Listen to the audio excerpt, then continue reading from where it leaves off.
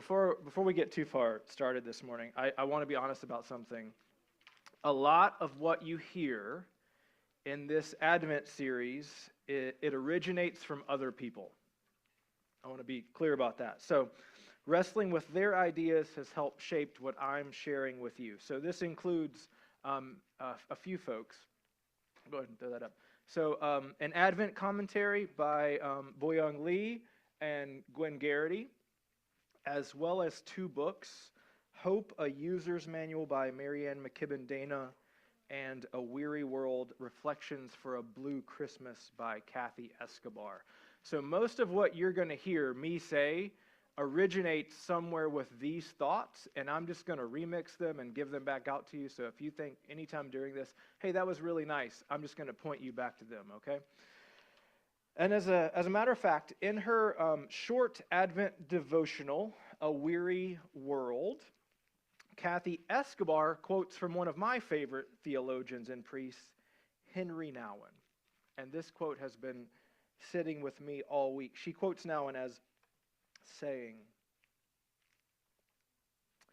"Our brokenness is always lived and experienced as highly personal, intimate, and unique. I am deeply convinced that each human being suffers in a way that no other human being suffers. Our brokenness is always lived and experienced as highly personal." Nouwen puts words to something that we all know but rarely name.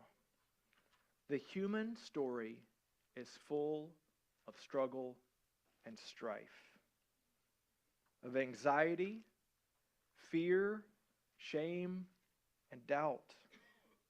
And yet it is also full of hope and faith and love. We carry grief and beauty in the same story, in the same body, and in the same mind. We wake up with both longing and possibility. Honoring that reality, our reality, your reality, is not a failure of faith. It is not a failure of faith to say, I hurt, I'm suffering, I'm broken, I'm anxious, I'm ashamed, I have doubt. That is not a failure of faith. It's actually a neglected form of spiritual honesty. And this Advent, I want us to invite us to be spiritually honest with ourselves and in our community. So upholding this value of spiritual honesty, I want to begin today with a question for you to ponder and hold gently within yourself. What is happening in your story, or the story of the wider world, that is making you feel weary right now? Where do you feel the ache, the uncertainty, or the longing? I want you to consider that, and I want you to hold on to it. I want you to name it, and I want you to hold on to it. What's making you feel weary? What's making you ache? What is making you feel uncertain? Or what longing do you have? In A Weary World, Kathy Escobar says that a lot of us today feel what she calls a paralyzing sense of helplessness. We feel a paralyzing sense of helplessness when we think about how to make the world better, even our little stories and our own little worlds, and we feel like there's not very much we can do about it. Maybe you feel that too. Maybe you look at your life or everything that's happening around you or us, and you think, I don't know what to do. To phrase it a different way, I'm not even sure how to hope anymore. I'm not even sure how to hope anymore. And yet at the same time, there's something in us that still reaches out for connection, for healing, and for even a small sign that things could get better. And so this Advent, as we start a series that I'm calling Insisting on Hope, the invitation is simple. I want us each to respect our stories and respect our experiences and be kind to those stories. Advent is not about pretending everything's fine. Church is not about pretending everything's fine. Advent is about paying attention. It's about honesty and patience and hope. So, let's begin where our kids left off. Luke begins his Christmas story like this: in the days of King Herod of Judea. In the days of King Herod of Judea. It's easy to skip past this as like just a timestamp or a historical footnote, but Luke is doing something profound by beginning his story with these words. He's telling us a lot about the nature of hope this Advent, because the story that Luke tells begins when power was misused and many lives were marked by anxiety and terror in the days of King Herod of Judea. This hope did not arrive into a peaceful world, but broke into a world where fear was already thick in the air. Obery Hendricks describes Herod's rule starkly. He says, King Herod's power rested on currying Roman favor, funneling wealth to the empire, and using unspeakable brutality against his people to keep them in line. It was an environment of callous economic exploitation and homicidal repression. It was volatile, fragile, and violent in the days of King Herod of Judea. These were the days into which Jesus was born. A world that felt shaky and tense, where people were focused on getting by instead of truly living. Their day-to-day experience shaped by unfair systems and fear of what might happen if they spoke up. It was a time when being afraid felt normal, almost expected. That's how the story begins. But it's far from over.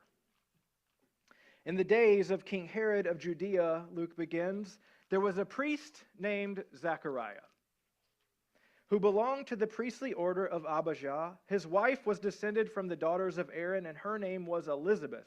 Both of them were righteous before God, living blamelessly according to all the commandments and regulations of the Lord.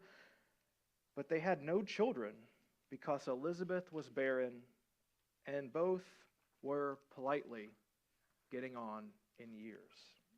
Although, as you said that, I was like, if someone was to come to me and say, you're going to have a child, or, help with the process, I would have Nate's response was just, what? And I'm not nearly as old as these folks are, so this makes sense to me. Elizabeth and Zechariah. Luke says they were righteous before God. They lived blamelessly with all the commandments and regulations, and yet there was something going on. These were the days in which Zechariah and Elizabeth lived, this elderly couple. They were faithful and righteous, and yet they had lived long enough to see their nation lose its independence, to come under foreign control, and to slowly lose its sense of hope. And yet, that's not even the half of it, because they also carried a deep personal pain. They had no children. And in their culture, that meant not only a private sadness, which I know that many people in our congregation have felt, but also a public embarrassment. Because not only did Zechariah and Elizabeth have no hope, but as far as they knew, they had no future. This was a couple who longed for many complicated and heavy things at once. Is that somewhere you can get in your imagination?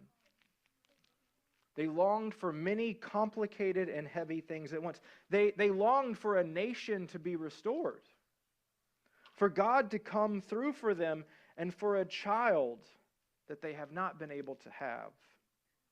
Their hope was not bright or easy. It was worn down, fragile, and weighty. Can you get your imagination behind that?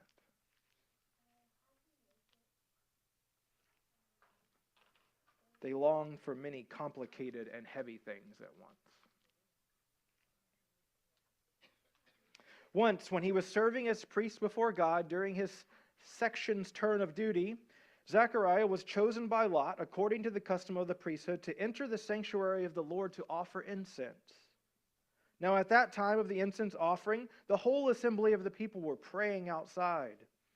Then there appeared to him an angel of the Lord standing at the right side of the altar of incense. And when Zechariah saw him, he was terrified, and fear overwhelmed him. When Luke finally gets to bring us into Zechariah's story, he doesn't meet the angel in like a stunning meadow or at an elaborate feast. If you're Zechariah, even what you're doing isn't that big a deal. Zechariah was doing nothing extraordinary, just the repetitive, faithful work of showing up. He was just doing his job. The repetitive, faithful work of showing up. And then, without warning, this holy disruption, this messenger of God appears, and what does Luke say? Zechariah saw him and was terrified, and fear overwhelmed him. The Greek word for fear that Luke uses, it doesn't mean boo. It's not just a jump scare. This is the kind of fear that gets in your bones. This is the kind of fear that freezes you in place. The kind of fear that if it sticks around long enough, then every time that hope does try to show up, you will react by pulling back. Fear like that, though, it is not a sign of weakness.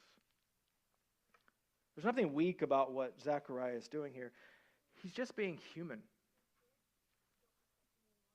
Sometimes being human is the most ordinary, sacred work that we can do.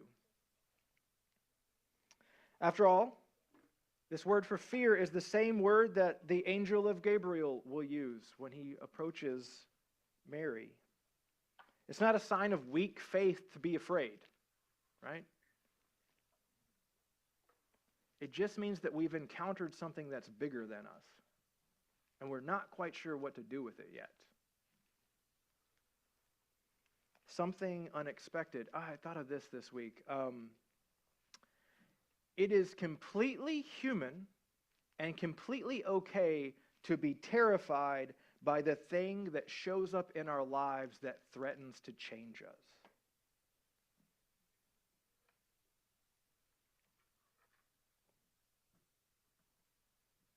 Let your hearts not be troubled, though, Jesus says. Same word for fear there as Jesus uses for trouble. It's as almost if Jesus is saying, hey, you're going to be scared. That's normal. That's human. If you're never scared, then you've set up your life in a way that's not really set up to allow anything to change you. You're going to be scared, but let not your hearts be troubled. Another way of saying that is, don't let fear take residence in your heart. Don't let it become a permanent visitor.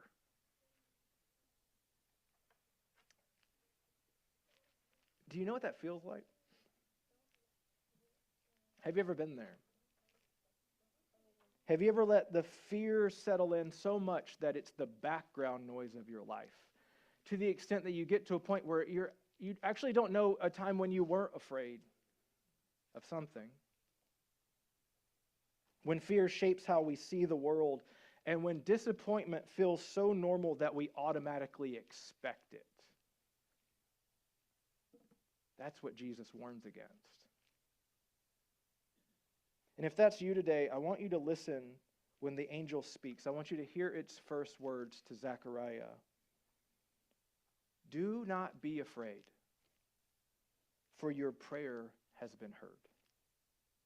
Your wife Elizabeth will bear you a son, and you will name him John.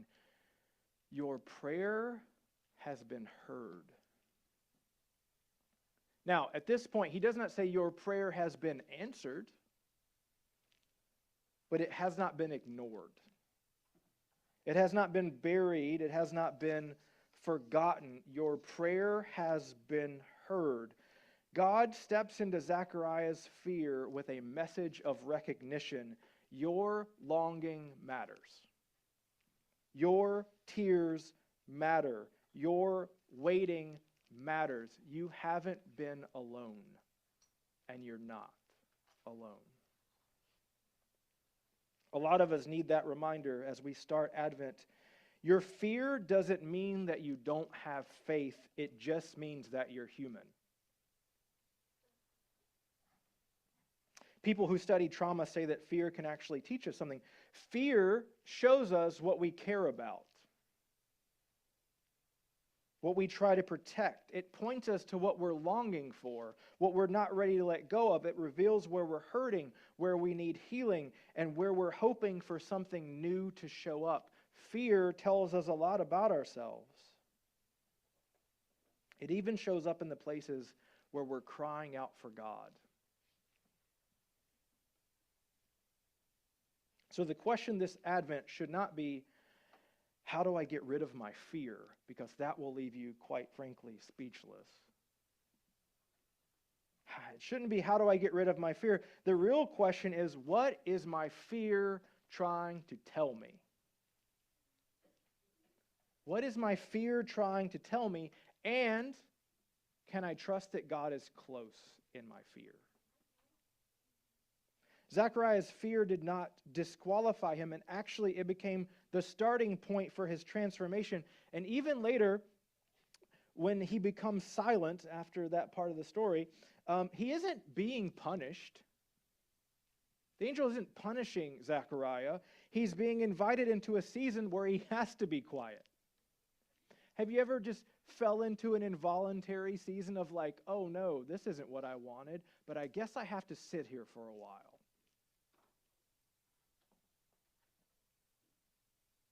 It's time when we have to listen more than we can speak. His fear becomes part of the story that God is writing. So maybe Advent is inviting us into something similar, not to shut down our fear, but to sit with it. Not to hide our longing, but to acknowledge it. I skipped this slide. Thanks for going back, Donna. You have my back on this one. So what are we scared to hope for? What are we scared to hope for? And what prayers have we stopped praying because we don't think that they are being heard? And where have you, maybe where have we as a church pulled back or given up? Because we're scared. We're not sure. We're uncertain.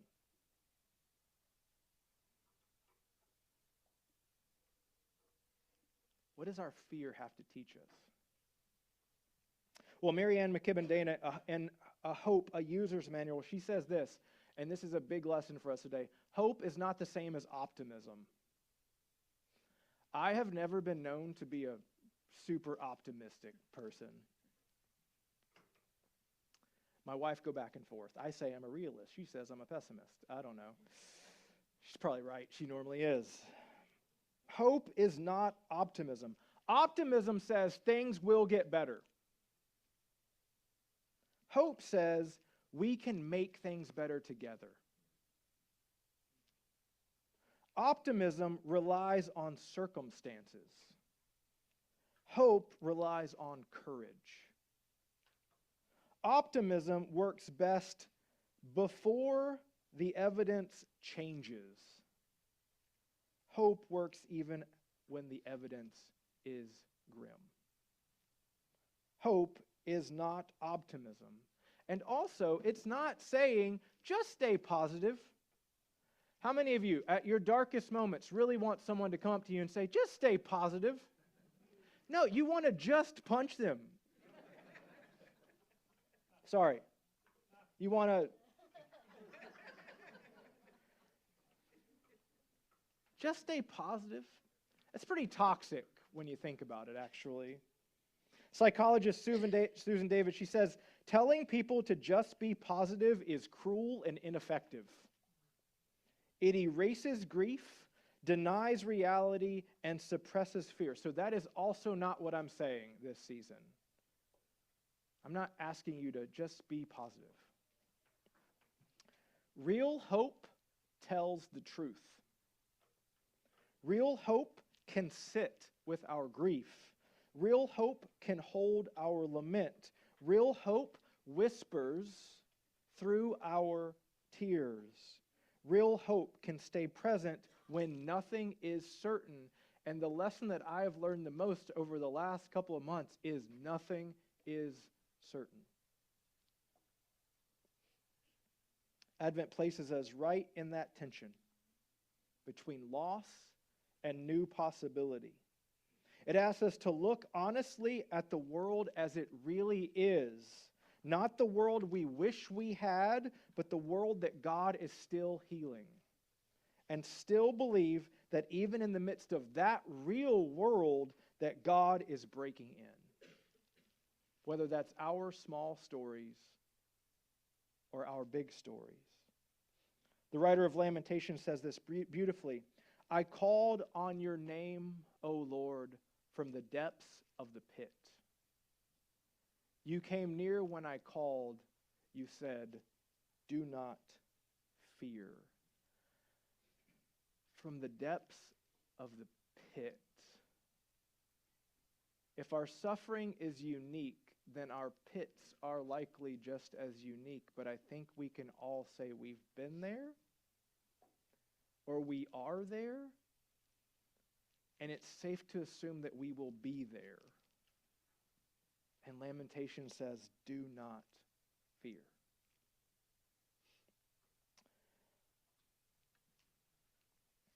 Church, it's very clear that loss is real. That uncertainty is real.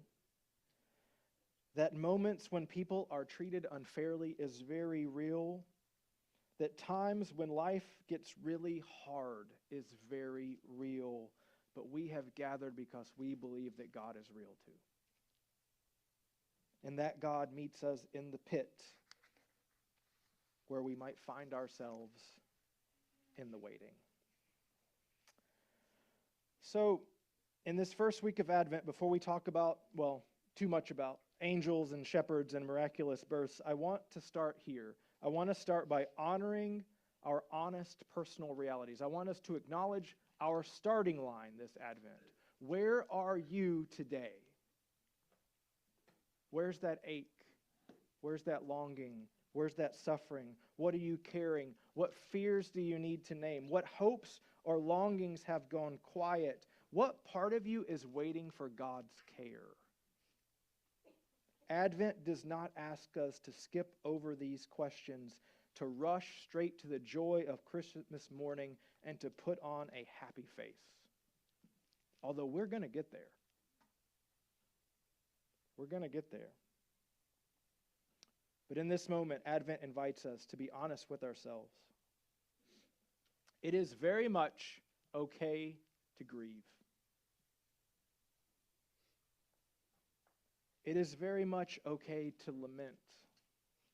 It is okay to kneel and sing even while tears fall.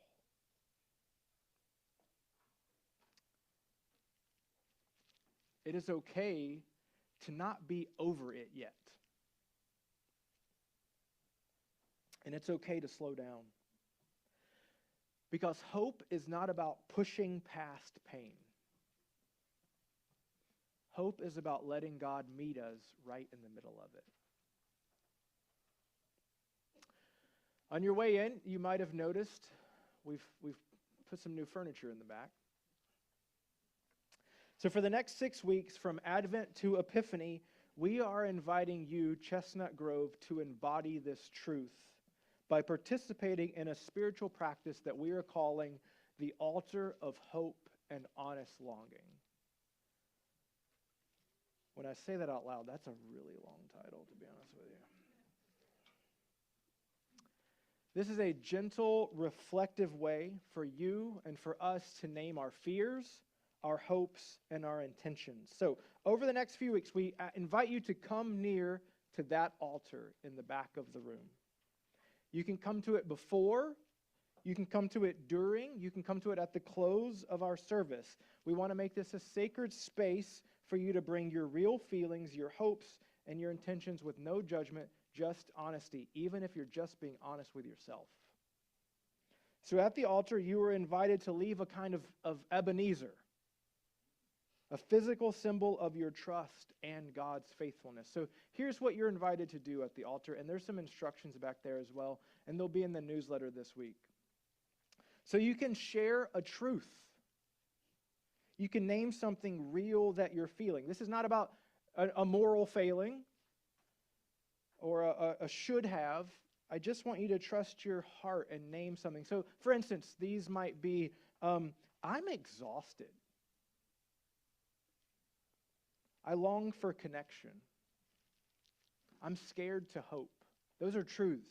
Share those truths. Or you can share a hope. You can leave a small note or a written intention of something meaningful that you want to make space for in your life or the life of this community. So I hope to feel more connected. I want to feel more joy. I want to serve more. I'm looking for peace and I'm hoping for peace. Those types of things. And then finally, you can share a gift. There's an offering plate on the altar. If you would like to make a monetary gift or a personal giving commitment as an expression of gratitude and hope, you may. Every contribution you make in this altar, in this space, when you give, it helps us to sustain the work that we're doing and the values that we uphold. And this isn't about proving anything. I just want to say that out loud. It's just about practicing generosity in a different way helps us to practice trust, helps us to show where our hope is. So whatever you choose, share a truth, share a hope, share a gift. Over the next 6 weeks, it's going to be there the whole time. You don't have to rush to it. You don't have to. I want you to pray about it. I want you to reflect on it. You can do more than one. It's okay. You can share one of each every week if that's how you feel led. But I want us to honor our hopes and our fears together. Now, there's something I need to note. There are envelopes on the table. If you would like to share anonymously, you just want this to be an expression between you and God, you want to write it down, you want to get it in the open. Any envelope that is left on the table that's not in the offering plate, we will discard. They will not remain on the table. So you can do this practice anonymously. I promise you they will get discarded. We might even have a bonfire. We'll see. But if it's in the offering plate, we're going to assume there's money involved. If it's an envelope on the table, we're going to assume that you want anonymity, and we're going to throw those away. We want you to be able to practice this in safety. If you want to leave them out for people to see them, if you want to roll them up and place them in the stones, that's wonderful as well. I just want you to know that this is a place where if you want to practice this posture and know that no one's just going to dig through your mail, we will get rid of those envelopes. Just seal them, don't put anything on them, and leave them on the table. Okay, that was a lot of instruction. I feel like I derailed the emotional cart that we were on, so let's hop back on for just a minute.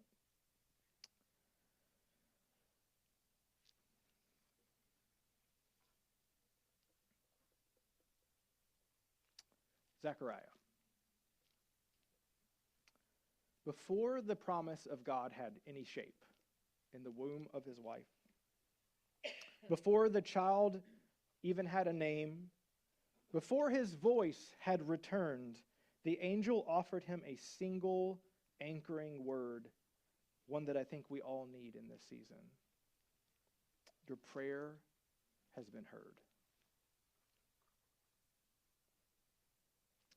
God hears the longing in your weariness. God hears the hope you barely dare to name. God hears your grief for the world, the ache in your family, and the longing in your chest. God hears the fear that you don't quite know what to do with just yet. Your prayer has been heard. God hears and God draws near. But I want to tell you this. It's not always with quick, dramatic fixes. Sometimes it's just in the recognition that your prayer has been heard. So hear this promise as you step into the week ahead. Do not be afraid. Do not be afraid. Your prayer has been heard. And God is breaking in even now. Maybe especially right now. Would you pray with me?